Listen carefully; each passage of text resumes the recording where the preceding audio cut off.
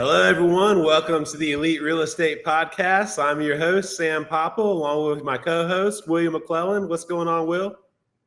What's happening, man? Just favorite day of the week, ready to get us started. Fun guests. So, This is awesome. I think we're definitely going to learn a lot today. oh yeah, Today we have Crystal and Dustin Hippensteel.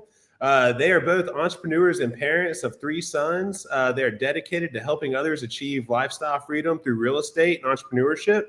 They have over a decade in experience. They built multiple construction companies and flipped residential and commercial properties, including a car wash. I definitely want to hear about that. As well as starting in 2014 while working as public servants. They transitioned to entrepreneurship, with Dustin having a general contractor's license, helping them launch their first business. They're now operating in New Mexico, Michigan, and Florida, and they're passionate about empowering others to create fulfilling, family-centered lives. So without further ado, come on, Crystal and Dustin. Let's hear how y'all did it. What's going on, guys? Nice to meet you. Yeah. what's happening?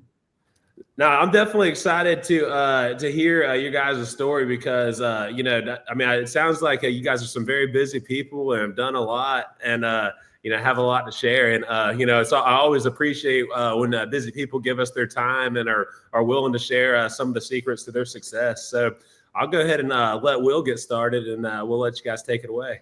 Yeah, no, I'm super excited. Thanks so much for both of you guys hopping on today. I just love when there's a family entrepreneurial spirit and having multiple people being able to hop on. So any of these questions, you can think of them, together or individual as well. So make sure that you feel open and comfortable to talk to the listeners about individual experience as well as, being married, having a family, and then building the business together. So we'll go ahead and kick it off. And if each one of you guys could just tell us a little bit about life before real estate, where you grew up, just basic things, childhood, if you went to college, what kind of spun you into this path. All right, well, I'll hop in and get started there. Thank you guys for having us on today. Pretty excited to share some more information. We've had some opportunities in recent time to get out in front of more people, so this is really nice to be able to do. I grew up in Michigan, in the Flint area, and throughout that, I seen a lot of opportunity in real estate. And then during 2008, we kind of seen everything that happened during the downfall of the economy. I was 19 years old, going to school full time. I was working part time doing concert security and then some lawn maintenance and stuff. But I was going to school to become a cop in Albuquerque, New Mexico. The police department came out and they recruited from Michigan. So I ended up at 19 packing my car up and moved out to New Mexico. The Watermelon Cliff, right? Isn't that the Sandia Mountains. Yeah. That's cool. So wow, that's quite a transition from Michigan to New Mexico. You were just looking for any opportunity to get out of Michigan. Oh yeah, absolutely. Talk about a culture shock. I was the only white guy anywhere. It was really awesome to get out and see and learn about a new culture and enjoy the food and meet a ton of new people. Green chili, right? Oh yeah. Yes. Oh yeah, that's I had it one time and I was like, oh, this is amazing. Now, Crystal, are you also from Michigan? I am not. I am actually from Southern New Jersey. Okay, nice. And that's closer to the beach, right? Or you're on the other side of Southern It is. New Jersey? I grew up within minutes of the beach. I have a lot of memories of walking from my house to the beach from some places that we lived. But awesome. In South Jersey, real estate was not a thing. Entrepreneurship was not talks in my house. Very blue collar. My dad was a truck driver. My mom worked for various places like the state prison in the area. So very much worker bee, W-2 mindset growing up. Ended up doing a job at a local police department. I was a 911 dispatcher for many years. And wait, really? So when you were young, you went, into police, the police workforce, 911 dispatcher, and then also at 19 you move across the country and you're going to be a cop. I'm sure that's what you guys bonded over, right? That's so cool. We A little definitely bit. share the public safety expertise and mindset for sure.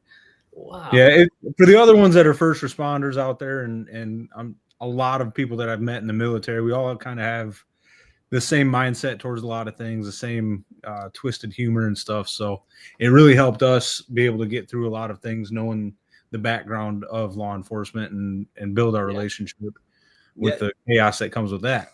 For sure. So how'd y'all come together? Yeah, that's totally different sides of the country. Yeah, so I had moved back and forth a few times, and I ended up back in New Mexico. And I had just gone through some really tough times. And I actually was doing some Tinder dating, and I only found one, and I found her, and You're lucky. I'm still swiping. oh man, and this was it was still pretty genuine, so it worked out really well for us, right? Right. That's awesome. Now, is this in New Mexico? Yeah. Okay, so then how'd you get from Jersey to New Mexico? I also went through a very chaotic time in my life and needed just to make a switch. I grew up there, very small town. People think of New Jersey as like big buildings and lots of concrete, and that's just not where I grew up. Very small town. Everybody knew everybody, which was almost a blessing growing up in a small town. But I needed a change. So I ended up moving to New Mexico. My grandparents were out there, and I figured that was a safe start. But definitely a culture shock. Definitely alone, knew nobody, and needed to like kind of make friends. And found him making friends, and decided to go back into law enforcement again, and became a dispatcher again out in New Mexico for the state police. Oh, really? Now, were you still in law enforcement then as well? I had transitioned, so when I moved back to Michigan, I worked for Michigan Corrections for a while. Moved back to New Mexico. I was working for New Mexico Corrections at the state penitentiary in Santa Fe for a while. And doing that, I bounced around quite a bit, trying to figure out what I wanted to be when I grew up. And thankfully, it all kind of pushed me into where we're at now, right? But yeah, during that time, Crystal took a chance. We went and played putt-putt, and I know I smiled more than I had smiled in a long time that day, and my face hurt going home, and I couldn't help myself. I gave her a call back right away, and it's kind of been history since. We've been inseparable since that day. That's amazing. So what was kind of like that transition? Did you guys stay in New Mexico, or you guys kind of fell through? We stayed in New Mexico probably, was it almost 4 years after that. Cool. And during that time, we had our youngest son together, and we started the construction company. Okay, so in New Mexico. Yep, we bought our first flip together. She loves telling the story because she's like freshly dating this guy, and he bought a house that doesn't have a front door on it. I love it. She had enough faith in me to. I have to hear the story from you then. Come on, Crystal, tell us about it. So freshly dating, it's like not even a year. I think it's only like a few months we're dating, and he's like, I bought this house. And I'm like, cool. I never knew anybody who bought a house growing up. This is awesome. So I go to check it out, and this thing had no front door. It was disgusting. It smelled so bad. He's like, this is like the best thing ever. I bought it for like $100,000. I'm going to hire a contractor. I got a 203K loan. It's going to be the best. And I just sat back and thought, oh my gosh, this man. Okay, if you say so. It's crazy. But we worked on it together. It was good. So tell us how that went, because Dustin, you're lucky she stayed with you, because I definitely have had some girls run from the slum houses that I've stayed in temporarily. So we didn't move in or anything until it was livable and nice. I mean, we put all new paint, new floors. I mean, everything, new windows, new doors, new roof. We ended up redoing the kitchen ourselves. It was definitely a learning curve. I was still pretty new to a lot of certain things in the trades. I had worked before, with a contractor in Michigan. Great guy, mentored me through a lot of things. But I had taken the chance and got my contractor's license shortly after that due to something that all of us have dealt with if we're in real estate, is a bad contractor. So I said, if this guy's making this much money and he did a terrible job, I can do a great job and make way more money. Sure. And with our sons being as little as they were at the time, I knew that I had to do something bigger and build a legacy and be able to at least give them a skill that if they never use it, they'll have it and they'll always be able to feed their family with. I love that. I love that. So this was after this first house. I'm trying to, right? When you got your contract. So this was the first house that and while we were there is when I got my contractor's license. Oh, wow. So you were busy. You're buying a house. Oh, yeah. You're getting renovations done. Okay. And something. Well, really I was curious. cool. What I was going to say real quick, like, because I do want to back up, like, what made you want to get that first house? Like, was there someone that kind of inspired you to do that? Like, because I always ask who inspired you to get into real estate. Like, was it just a decision you made, or what made you decide to do it? Necessity. Okay. The numbers made a lot of sense. There was a lot of money to be made on the back end of it. At least I thought it was a lot of money at the time. I mean, I was probably making $14 an hour full time working at the prison, and my days off is when I would bust my butt and work on the house. And it brought a lot of memories, a lot of knowledge to us. Awesome.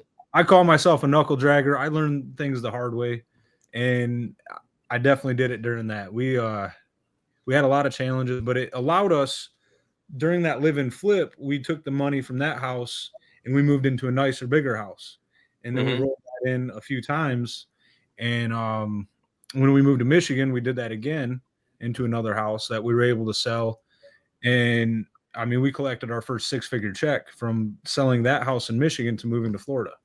Yeah. So which it is really just continued just to blow our mind, and the compound interest of continuing to work hard and develop, and just one property can continue to do that for you. It pushed us into a lot bigger mindset of what's possible. No, I love that. And something that I think that I really don't want to blow over that Crystal had mentioned is she highlighted that you got a 203K loan, right? Okay, so for our listeners, one, what is it? And two, how'd you know about it to do this, to then get this flip that, created this positive snowball effect that you're talking about? Okay, so the 203K loan is when a bank will allocate funding directly to the repairs of a home through, specifically, I believe it's an FHA loan. It's kind of like what we do as flippers. We get the bridge loan to be able to have the money for the construction portion and the actual purchase of the home.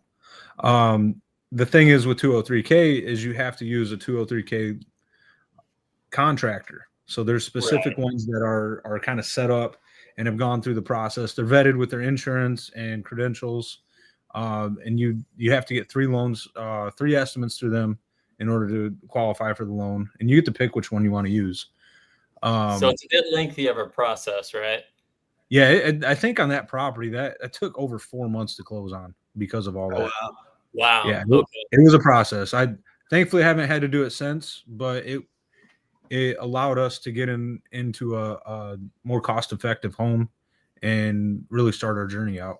Totally. And so how'd you find out about this creative financing? A lot of people on their first house, they think, oh, I just need to get something that I can afford. I'm going to call someone that I know that does mortgages, or I'm going to go to my local bank or credit union, and they're more than likely just going to give me a government-backed loan, like an FHA loan or a conventional loan, depending on what you qualify for. And then really that's what people say, okay, this is what I'm doing, and then they're locked in for 30 years. So how did you kind of, with your time, like you said, you're working all the time at the state penitentiary, and what you're doing is taking a lot of your time, but you only have these weekends and the time off. So how'd you learn about this to kind of take that next step forward? Because I think this is something that could really help a lot of the listeners to kind of think differently on that first. Like you said, you guys were able to do this and then do it again and again. And then it just kept rolling into all different types of things from New Mexico to Michigan, now to Florida.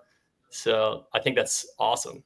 Honestly, I think it was just me being curious. The realtor we had at the time was pretty experienced, and she's the one I think that had mentioned it was an option, because I kind of told her where I wanted to be with monthly payment, with the size of house, with location, and I'm not afraid to ask questions. I'm not afraid to look dumb. I think there's a lot of opportunity on the other side of putting your ego aside and just really being vulnerable and asking questions that most people wouldn't. That's great advice. Great advice. And then something else I think that's great there is that you gave kudos to your realtor. A lot of times these realtors don't even know these products, right? They're like, oh, well, you should talk to a mortgage broker, right? Like, this is what, have you talked to anyone yet? And their biggest question is, what? Do you have a pre-qual letter? I don't want to show you all these houses without a pre-qual letter. Versus it sounds like you had someone that was, you were able to ask the right questions and keep diving in. And you had someone that was willing to kind of, guide you in the right direction, which is really awesome. Yep. It worked out really well. And we ended up using her for the next house we purchased. It was a huge upgrade for us. It was house built in 2007. It was like a 4-bedroom, 2-bath, 2-story, like Big time now. Yeah. We were loving it. And that house was actually, I think, a foreclosure as well. Yeah. Nice. We got it at a fairly decent price, and we doubled our money with that one. And man, I'm telling you, when you go from making 30 to 40 grand a year to getting all that amount in one check, it's a game changer. Like it blows your mind, because most of us that have had a W-2, we care about our job. We work really hard, and we don't always see an opportunity out, but real estate can be there. It's a lot of hard work. I mean, we have pictures. My wife took a picture of one of our youngest. He's actually in the back of one of our trucks unloading rocks. In diapers. He was in his diapers, man. It was great. It was just, so on the weekends I would go get a truckload of rocks, and in New Mexico we were in the desert, so they xeriscape everything. Quite a bit of aesthetic appeal with placing rocks in the right place and the right rocks. Well, they would always come out because they seen Dad out shoveling rocks and throwing rocks every weekend, and they'd come out and want to hang out with me. And they swore up and down for years that I loved rocks, and I had this huge rock collection. That's awesome. And I know exactly what you mean, because like when you were talking about getting that first big check, because like I remember when I did my first like cash out refi, it was my first property I had was a short-term rental condo, and I moved in it, lived in it for a year, then moved out and started renting it out. And it was like year 3, I did a cash out refi, and I'd walk with it like it was $88,000. And I was just like, holy, like that was the same thing for that you said. That 88, that was more than I've ever made in one single year at that time. So it was like bigger than I made in a year all at once. And then that's what snowballed me into be able to do flips, because I funded my bank account then, and then started doing hard money loans, with that. And, so it definitely snowball effect. So y'all mentioned to me earlier that y'all did get into a car wash. So where did the car wash fit in this entrepreneurial story? And then I'll let Will ask you about life today, but I want to hear where the car wash fit in. Yeah, I also want to hear how you're finding all your deals too. Like you said, you got that next house as a foreclosure. How'd you find that one deal? You said you were working with a realtor, and then if you have anything to Sam's question to add in for the listeners, what are some maybe some shortcuts for the listeners today on where to find your deals, and where to, you're a general contractor now, but how to kind of navigate through, like you said, if you're doing a lot of deals, you're going to, deal with good contractors and not so good contractors is a nice way to put it. Yeah. So I think I'll start this one off, and then let Crystal kind of snowball into it. Sweet. Finding our deals. This was back in 2015, 2016 with those other ones. So we were just using the MLS and hitting it hard. Okay, different market, obviously. Nowadays, though, we really use a lot of wholesalers, a lot of networking. We have people that send us deals all the time, and it's taken time to get to that point. But for people that are listening, I would say go to your local meetups. If there's a Pints and Property event, if there's a pig event, reach out, see what they've got going on. Get on the local Facebook pages and put your name out there and just do some research, see who's who, what's what, and how you can start getting some deals in your inbox. And don't overthink it. Yes. Done is better than perfect. That is my motto. Okay. I Do like the thing, put yourself out there. You'll figure out if it's wrong and fix it. So just do it. Nah, No, that should be definitely a big quote somewhere. Done is better than perfect. Yeah, I definitely, just By me. yeah. Yeah, no, So I find that going- analysis paralysis like happens so much. Like you're just like over analyzing these deals. You're like, oh, there's 4 deals because there's 4 wholesalers. I don't know which one's best. It's like we got to do one, and you gotta choose one that makes the most sense, but don't hesitate too long because someone else is gonna buy it. For sure. And that's where the networking comes in too. Like, don't be afraid to reach out to other realtors, other investors and stuff and be like, hey, I'm new. I have a few questions. And there are a lot of people will give you a little bit of time. Just don't make them regret it. Right. But yeah, be vulnerable, ask questions. I love it. So yeah, I mean, moving from Michigan, we had that big pile of money, right? And when we moved down here to Florida, we bought 4 properties in 4 months. One of them was our primary residence, Awesome. but we were new to the area. We were out exploring, and go ahead. So little bit back to Michigan or New Mexico real quick. He had been talking about car washes, like self-serve ones, forever. He wanted them. He wanted to play with the quarters. He just wanted to have a car wash. So fast forward back to Florida. We're driving around Milton, Florida, and there's an abandoned car wash. And he says, I want it. So he starts calling every single realtor in town. Every single realtor in town, getting a lot of voicemails till he finally gets this woman and is like, hey, I found this car wash. I don't know what's up with it. There's a metal sign out front. So it's obviously been for sale at some point. And come to find out, it was listed as a house in a few towns, like 40 minutes away. And it had been listed for sale for like 10 years. What?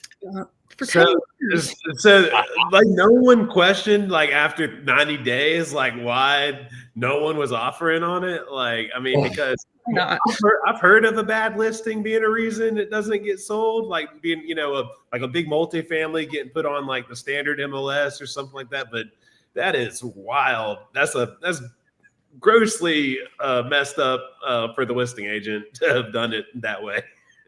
Totally. I think they were even asking like 130,000 for it and just sitting, and Dustin's like, well, let's make some sort of an offer even if they say no.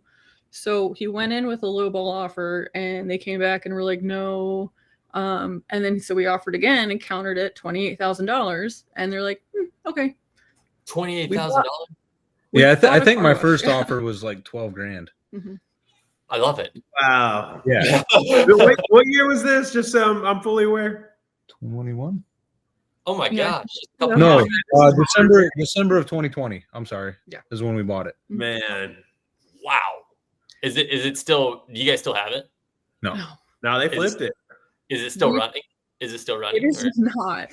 So we got it up and running. Well, Okay. we got it functioning. With it sitting for about a decade, the power company didn't even know it existed. Oh, wow. So we had to go through their engineers to get power there, to locate the place, to get it registered with the city again.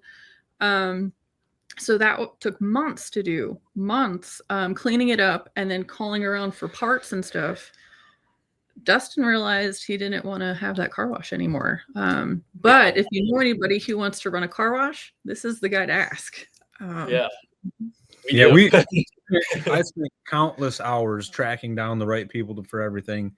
Because I mean, it's not just like front page of Google where you find these people. Sure. I'd gone to every other local car wash and I started just asking questions and just being tenacious. It paid off in the end. I mean, I realize I don't want to own a car wash, but there's a lot of cool memories we have there and a lot of really cool things we did. We met quite a few good people there. One of my good friends, I was actually working on his house earlier today. I met him because of the car wash. Oh, that's awesome. and everybody loves hearing about the car wash. So Yeah. we had every intention to get it up and running and collect all the quarters in the world, and it just continued to be put off and put off. So obviously it meant that it wasn't a priority. We met back up with the realtor that helped us purchase it, and we were actually at an event in Orlando. We got it under contract and sold it during that time in that event. Which helped us kind of understand we're a firm believer in fate, and the universe said, hey, you need to go this direction. And kind of like yourself, when you got that big check, we now had the money to jump into real estate full time. We had been doing some construction work, some painting, and we kind of put that to the side and went full time in. It's been a journey. It's been really cool to kind of look back on and so how big was the exit check on this car wash? Now that we know what the entry was.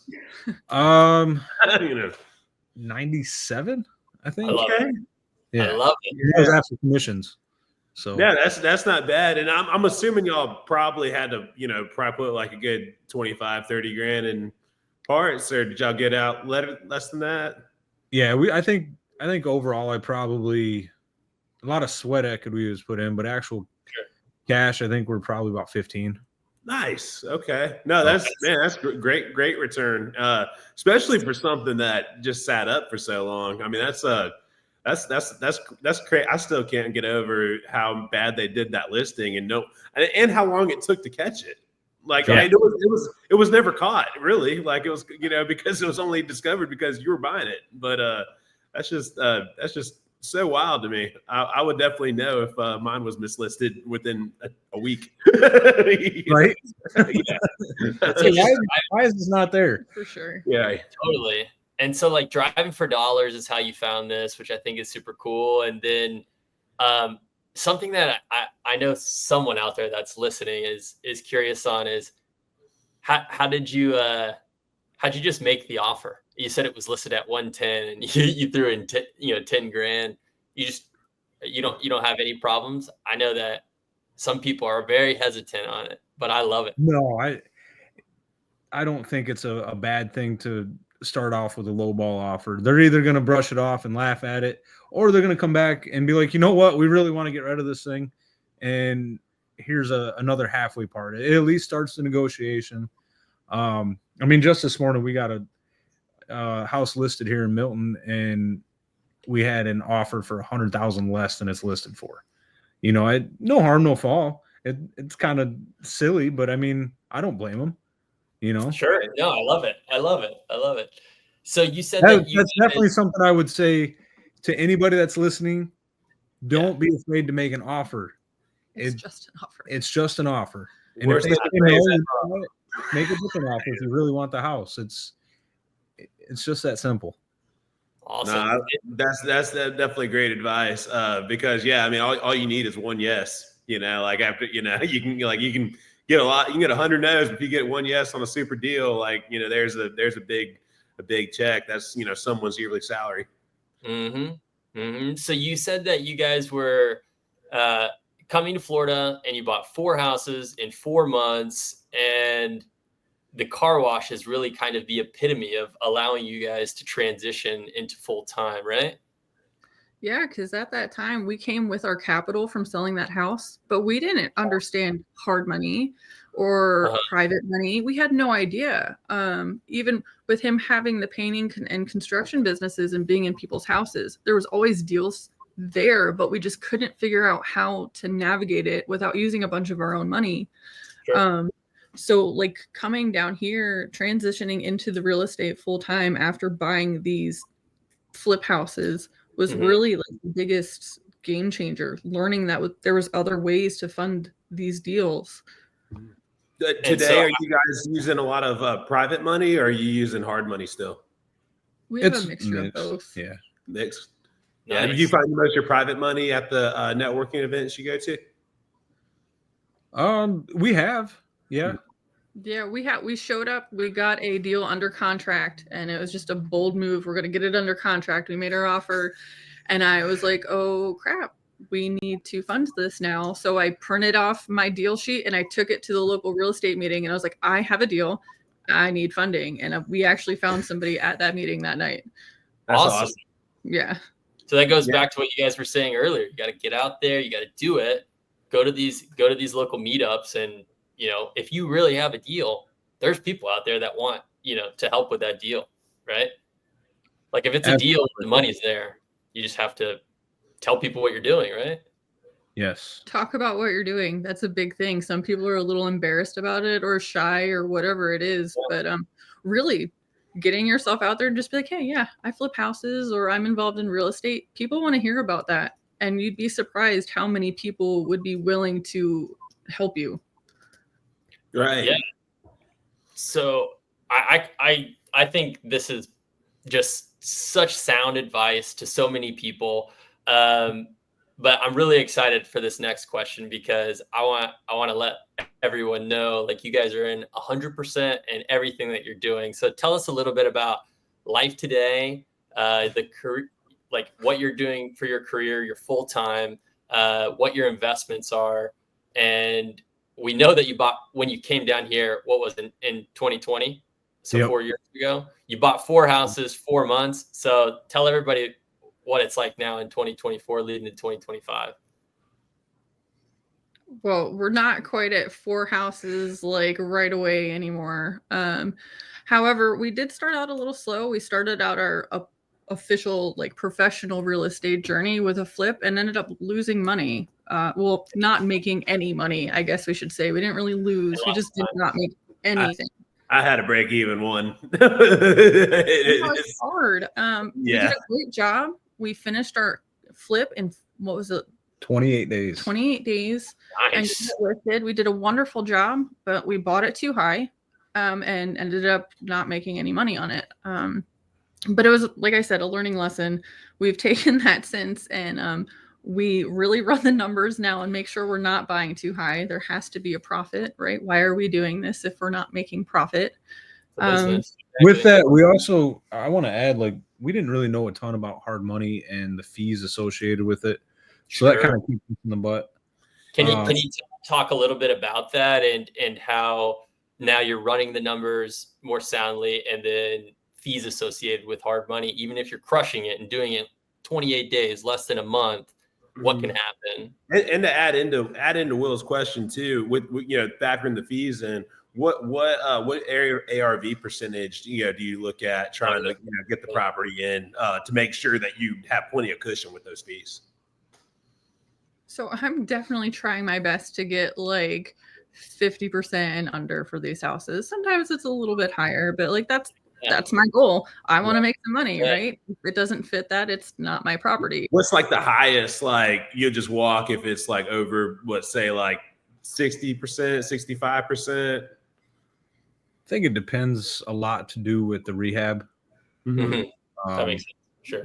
And how long we expect to hold it. Like, for sure. I mean, we could probably push that up maybe to 70 if the numbers make sense, right? But that's really pushing it. I think the hard money for anyone that's used it, there's definitely a learning curve to how quick they can actually close. Some of the big guys out there will tell you, "Oh, I'll close tomorrow." Well, we've had a few. I'm at business days. Yeah, right. We've had a few with some that they actually have missed closing by a few days, multiple times. So I've had two tell me it's all good and need an extension, like a week extension, like day before. They're the worst. Yeah. So a lot of the times you have an origination fee, and then you got to pay some points, and then your hard money loan itself, you're paying nothing but interest. You're not paying on the principal amount at all. If you can factor in those for your holding costs, you just kind of give a bundle deal on your offer with that, and just subtract it from whatever the ARV is with your rehab. Sure. So, so how many houses have you guys flipped right now? I don't know. I think we're close to 20 right now within the past couple of years. Nice. That's So awesome. not good numbers, but for us and like running a small business that we're trying to be intimate with, like it's not just a bunch of faceless people doing stuff. Sure. We take pride in the fact that like what we're doing has a ripple effect, and we're really affecting so many people. And from the people we hire to the people we're selling to, we're really trying to do this right. Right. No, do you guys amazing. have I mean, a that's lot of I was gonna say, do you guys have a lot of subs that y'all do hire, or do y'all do a lot of it hands-on yourselves, or like what's the mix between hands-on and hiring out? It has transitioned, because where Dustin takes a lot of pride in the fact that he has his general contractor's license and he has a lot of experience and knowledge, it went from him taking on almost all of the work, which is his back, his time, my family's time on top of it. Sure. And like that was really hard on us. Realizing that you can do it yourself, but it's not going to fit our lifestyle goals, right, of making money and being able to be here with our kids and showing them stuff. We realized you need to hire some people. It takes time to find great people, but hiring subs has really been the key to being able to take on more projects. Yeah, because if you've done over 20 in the last few years, that means you're doing 6+ deals a year. So that's like a deal every other month, right? And when people are saying, oh, I want to do one deal this year, and you're like, oh, I want to do one deal this month and next month, like that's like so cool. And what you're talking about earlier, like in that first big check, and then it allows you to kind of think that way, and so as you guys are scaling but still staying intimate and one-on-one with the business, being in the business, but also having that familial unit, and you guys just really focusing on wanting to be a great family and be there and not be all in the business and being able to hire out. I think that's going to inspire a whole bunch of people. And so I think what you guys are doing is really cool. So yeah, I think that it's I'm not really easy by any means. What's up? I said it's not easy by any means. I think one of the big things we've learned how to do is set boundaries. A lot of people will talk about balance, and if you're in this, in any entrepreneur space, and you're really pushing hard, that balance is not an option. You got to get it where you can get it. Yeah. One thing we've done is create the boundaries within ourselves, within the structure of our family, all the way out to who we're hiring and who we're working with. I know you had Caleb Drake on a few weeks ago. Great guy. He's our realtor. Yeah. He knows that if he texts me late at night, he's not getting a response back. Like you might get one at 4 a.m. when I wake back up to go to the gym, but he's not going to hear from me. So, and people respect that. I think that that's something that can grow as you grow, and allowing yourself to understand, like, hey, the switch can't be on all the time, right? Like it's important to have it on, but it's important to know, like, okay, 6 o'clock's dinner time and family time, and you know what? If there's no fighters and nobody's getting hurt, like, we can talk about this tomorrow. Right. Sure. No, I love having that parameter for life, because I think that's I think so many people, and I'm guilty of it myself, like would be so focused on just the business side, or just like one element of my life, but I'm not looking at like the whole package. And it sounds like you guys really have that kind of figured out, as far as you got your work time, but then dedicated time that you guys both know you got to be there together, and be with the kids. So I just think that's awesome. What's the next 12 months look like for you guys? Like what's the next what's the 2020? I mean, we're coming up on it, so what's the 2025 plan? That's a good question. That is a great question. So far it's just solidifying our construction business here, making sure we've got a good foundation for it. Like I said, we have I said before, we have our assistant that we just hired to help out with the business. Again, you can't do everything yourself if you're trying to be productive and be a part of your family's life. I would take on everything all the time, and it really cut into everything else. So hiring a little bit of help, getting our processes set. It's been a total game changer. Our days are are usually pretty chaotic. I know I've used that word a lot during this podcast. I mean, I think that's just the season we're in. So a little more background. When we moved here, I didn't get my general contractor's license right away. I kind of burned myself out with everything in Michigan and New Mexico. And, you hear the riches are in the niches, right? Mhm. Well, I'm like, all right, cool. I'm going to start a painting business. Well, we did that, and we did very well at it. And painters are crazy, and they're hard to. It's like herding cats, If anybody's ever hired a painter and watched them do it, they're interesting creatures some days. So we ran a painting business for quite a few years here and did really well with it. But recently this year, I went and I did all my testing, so I got my license here in Florida as well. Congrats. And That's awesome. Thank you. One of the hardest states to get it in. Yeah. His license Oh, is geez. hanging up here from all 3 states. Very proud. Yeah, of that's him. awesome. So now being a general contractor in Florida, we've put all these years of knowledge together and kind of compacted them. It was finalized in August. So now from August to November now, we have rebuilt the entire company from the ground up.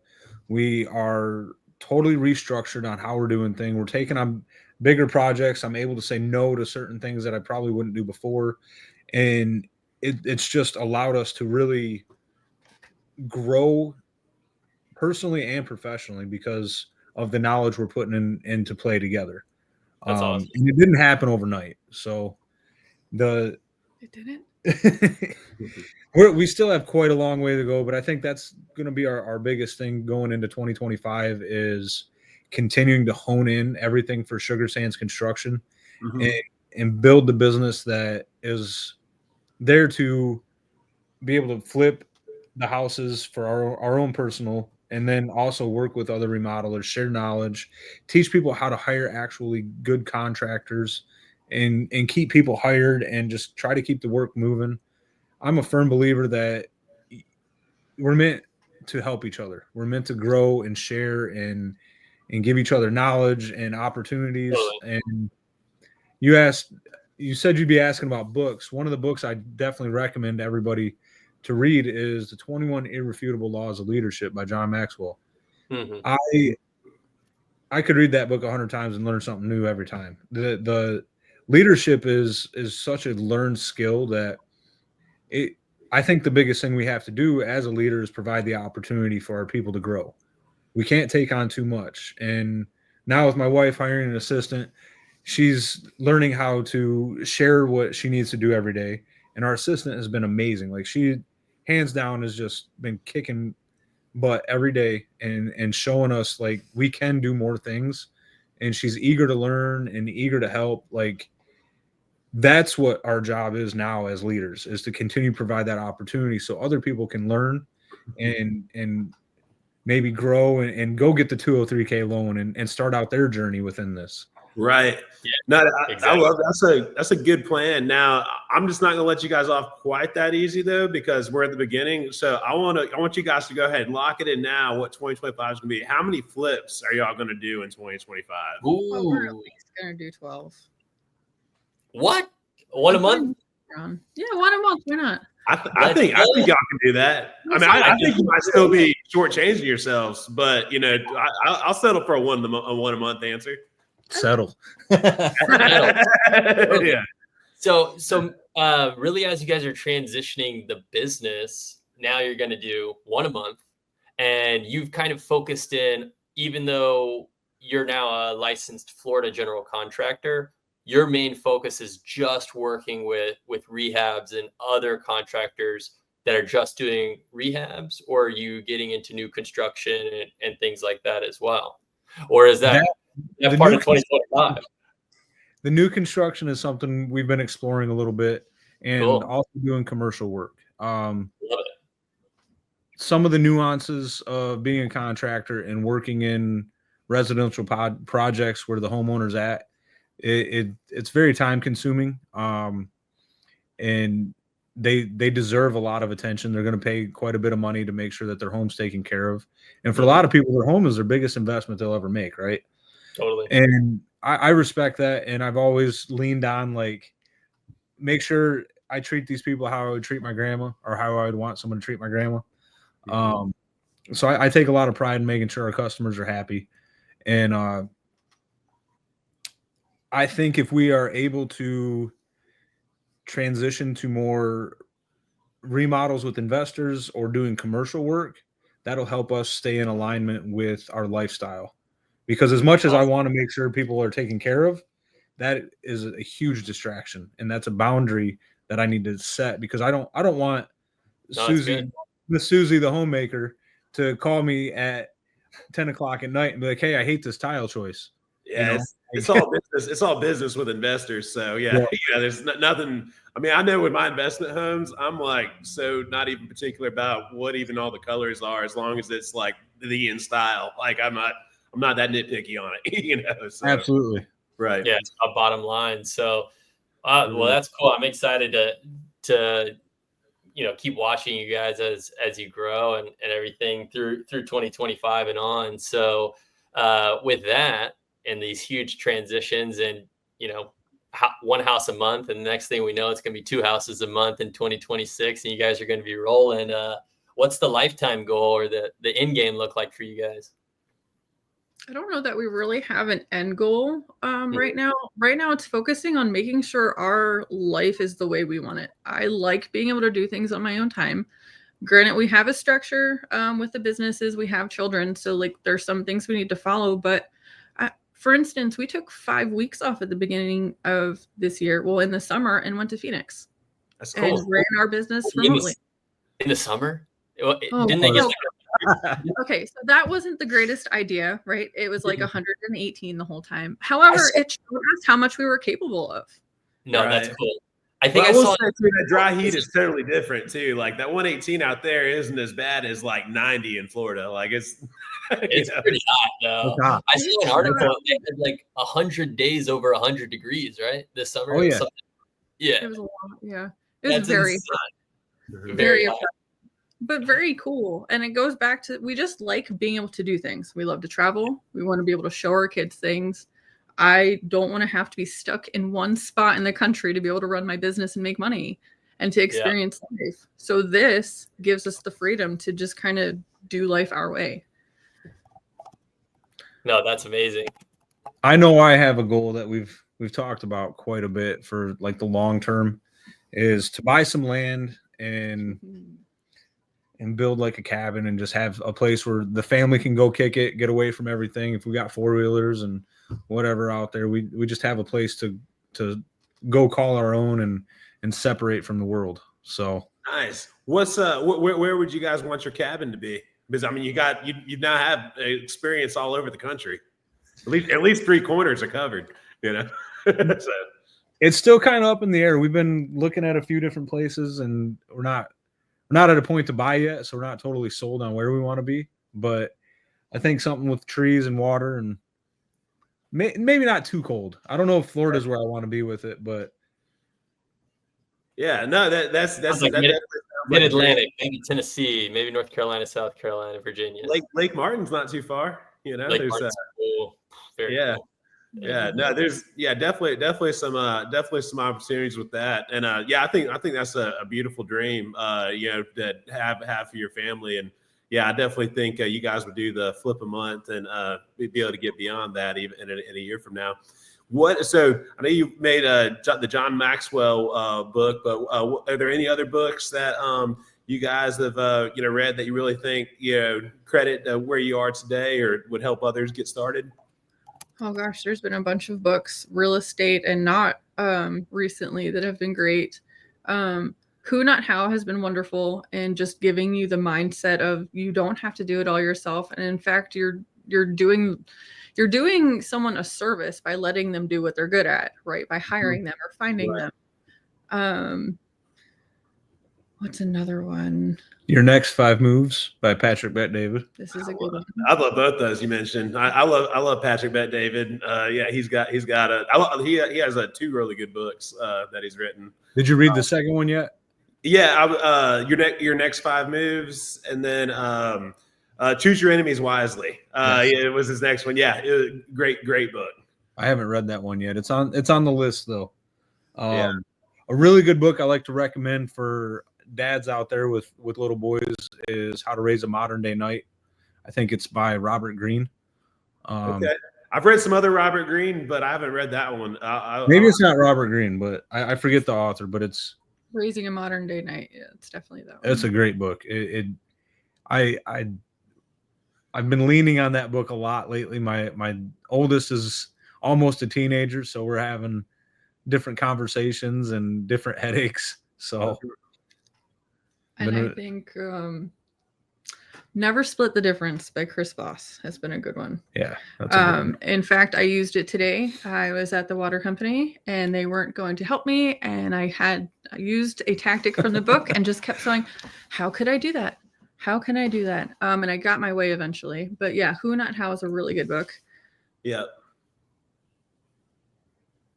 Those are all great recommendations. Yeah, I haven't read the How to Raise a Modern Day Knight, but just by the title, that sounds good. It sounds very needed, in this day and age.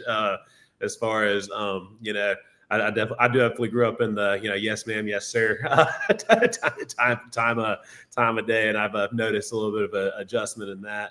So let's see. Now we've gone over the book. So, what's some advice that you guys would give someone starting out today if they wanted to do, what you guys do and be able to, flip and be in real estate full time?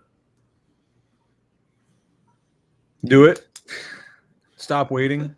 Take action, and don't stop taking action. It's going to snowball into things that you never thought you would even have a conversation about or be on a podcast sharing your journey about. It's just it's simple but not easy, right? Well, it's I know from my experience, it's like one of those things where you learn so much as you're doing it. Like my very first deal is like where I learn, there's just so many things that you just won't learn until you're like in the process of it. And then I'm sure you guys have had the similar things happen. Is I know in almost every deal I've ever closed, there's been like one little thing different that I've learned, whether it was like a negotiation tactic, a comeback, or I didn't know they could do that in the contract. There's definitely a lot to learn that. There's one thing I wanted to add earlier from what you were saying, that you had a deal you broke even on. I want to be sure to share this, as I've seen a lot of investors, they take a loss and they take it as like a failure on what they're doing.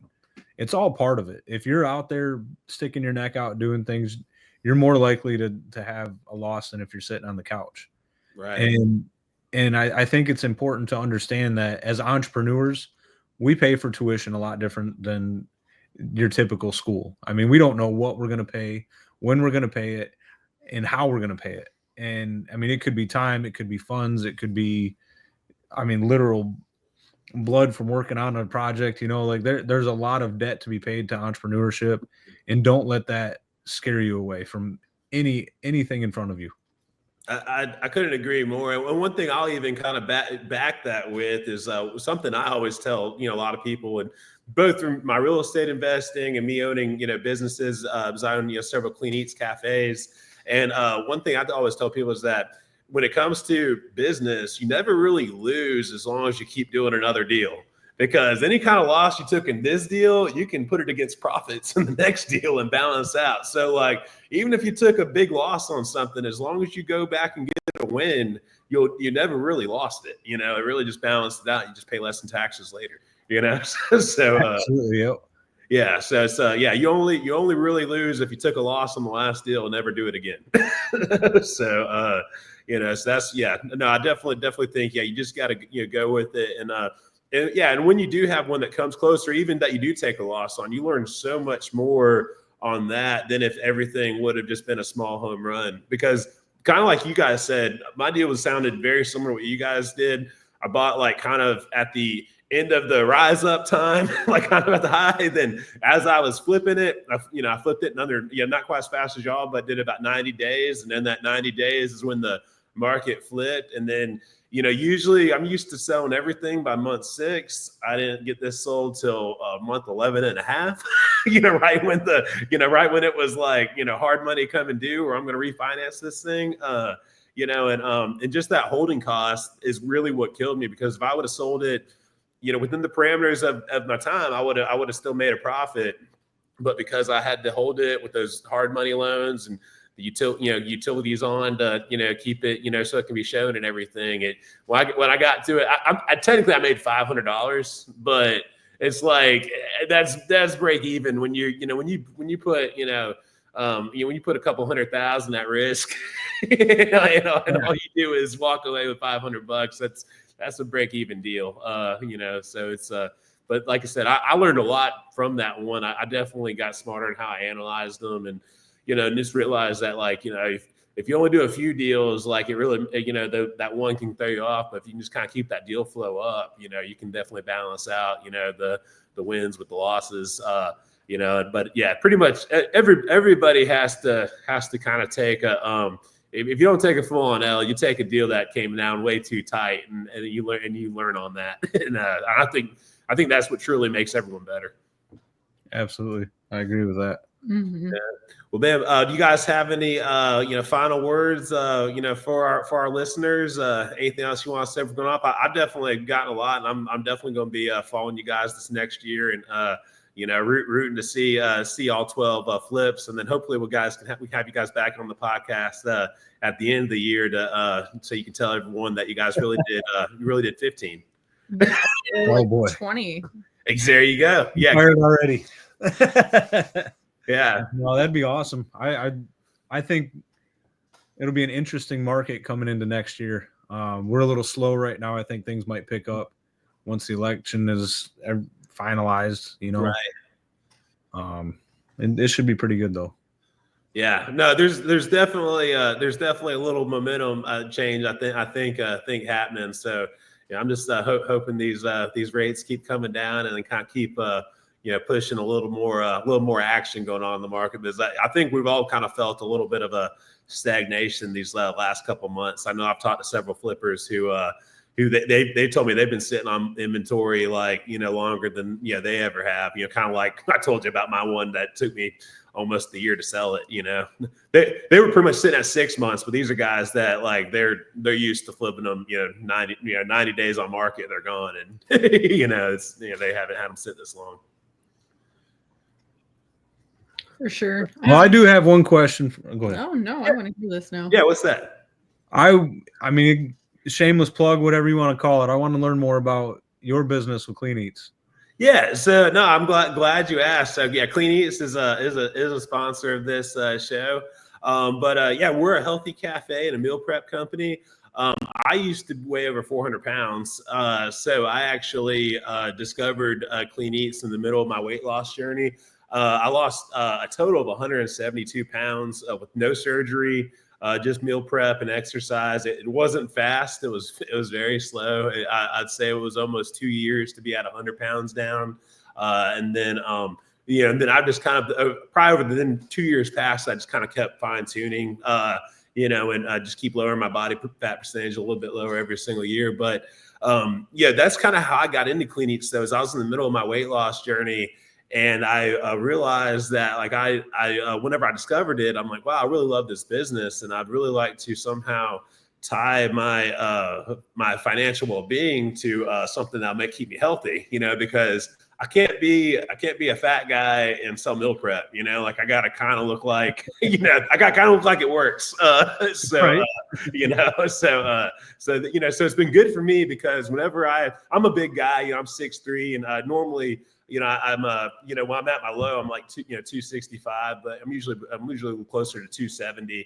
And whenever I kind of during these winter months, whenever I start getting like 277, 278, I have to start getting back, do more Clean Eats meals and, help get me back right, back below the 270 mark for me. So it's just been a real great business. But the thing that makes us different than a lot of them is, we're a cafe too, so you can just come in and dine in with us, just like any kind of quick service restaurant. We do build your own bowls, wraps, flatbreads. And then on top of that, we're a meal prep company, both where you can just come in and shop our huge frozen section. We got over 70 meals ready to go just to heat and eat. But then we also do a fresh meal plan each week that changes weekly, and they get cheaper the more you buy, with our best deal being $6.70 a meal when you buy 21 or more. So if you guys ever need any meals, just because I know y'all are busy and stuff during the week, we're definitely a good meal prep service to kind of get through. Because you guys could use us for breakfast and lunches, and then have family dinner all together. So just kind of help you guys get through the day, and also help save a lot of money, because you just really can't beat $6.70 a meal. No, definitely not. That doesn't sound like too bad of a deal at all. I'll probably be reaching out. I've been curious about how the food quality is and everything. Yeah, no, definitely. I mean, now that we're connected, let's get up for lunch and eat some bison wraps and talk real estate. Oh. Yeah, I'd love that. But no, I appreciate you guys so much for coming on today. Giving me your time. I know between the businesses and the three boys, I know you guys are busy people. So I appreciate you guys blocking off this hour to be with us and sharing valuable information. I love a good startup story, because it sounds like both you guys just came from just kind of like regular backgrounds. No one had a secret trust fund. No one married rich and got a divorce and started with the check that way. So it's just very very much you guys grinded from the ground up, and these are the kind of stories I think should really be able to inspire people, because that's why I love doing this podcast. Is I've heard and seen and now heard from you guys so many different success stories and so many paths to get there. And it's just really cool because to me, it lets everyone know that there's not one road to success. There's plenty of them, and everybody I've talked to on this show is taking a slightly different one there, but most of us are kind of all in the same boat at the end, where we all own some real estate and it's all working for us. So thank you guys for coming on, and can't wait to see you guys again. Oh, before we go, where could people reach out to you, or if they want to hire you as a contractor, get a quote, they want to send you a deal? Where's a good spot for us? What's your guys' website or contact info if someone reach out to you guys? So a good email address for anything real estate would be office@PV, so Paul Victor, propertygroup.com. You can find us on Instagram at sugarsandsconstruction.com, at Port Vita Property Group, at Mississippi, and then at Dusty Hips. Okay, awesome. That's great. And then what's y'all's website again? If someone wanted to go to y'all's website? It's www.sugarsandsconstruction.com. Awesome. And if anyone wants to send me anything, and if anyone's looking at any kind of deal that you just want my opinion on, or if you want me to partner with you, go ahead and shoot me a DM at my Instagram at Sam_FloridaMan. You can shoot me a DM there, or you can go to the EliteRealEstatePodcast.com and fill out our little thing there to send us a message. We appreciate you guys listening to our show. We appreciate our guests today. They've shared so much great knowledge. We guys can't wait to see you guys on the next episode of the Elite Real Estate Podcast. And thank you for joining us. Thanks for having us, man. Thanks for having us.